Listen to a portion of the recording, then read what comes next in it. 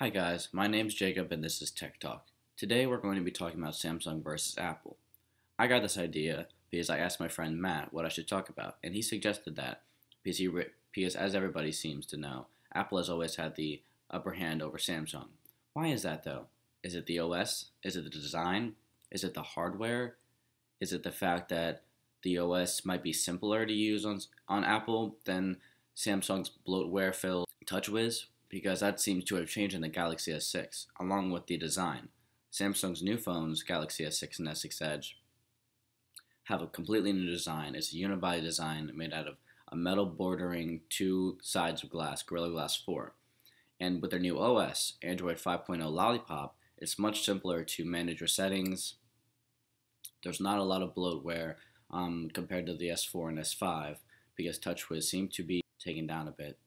In terms of hardware, that is a monster in hardware. It's an Exynos 7 octa-core processor. That is 8 core processors versus iPhone 6's single-core dual processor.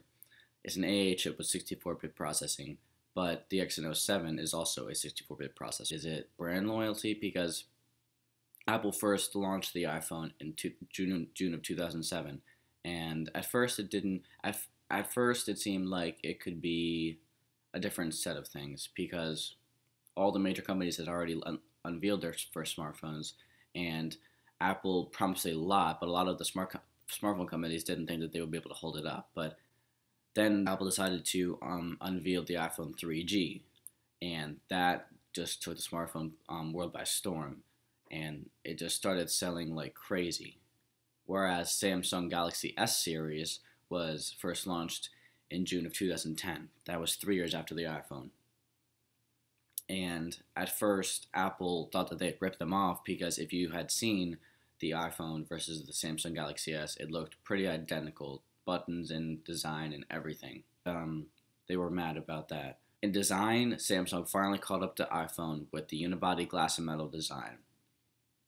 In the OS, Android 5.0 is a lot easier to use now compared to Android 4.4 KitKat, and iOS 8 has never really changed anything.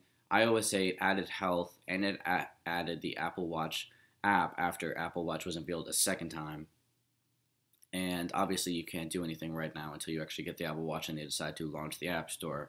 But iOS has always pretty much stayed the same except for new features here and there, the look, the added features to iMessage, and better photo editing tools in the Photos app, but nothing big has changed, even though every single time they unleash a new iOS system, they always make it out to be the best one yet. So what is it? I want to know what you guys think, because this has been a smartphone battle for the last decade or two, and I want to know what it is. So please just let me know in your comments. Like, comment, and subscribe if you like this video. Thank you for watching.